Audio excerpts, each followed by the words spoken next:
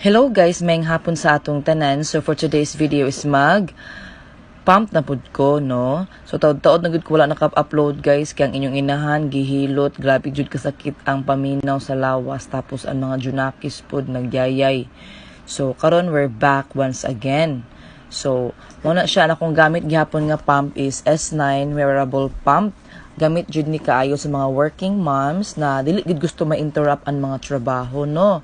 So mao ni siya ang gamit nako. So naka-pump na ko guys. Good for 20 minutes na ni siya guys, kay naa pa tay mga angay buhaton. So syempre mo gawas man ko, so dili ko pwede magbit-bit og ganing pump, no. So dapat 20 minutes ra gid ako ang i-pump ani. So akong na-pump guys is mga more or less 5 ounces. Wala ko gibutang sa cooler bag, kaya ako gibutang dito largo sa ref, og wala na ako siya na videohan guys. So ma-order to siya. Bye.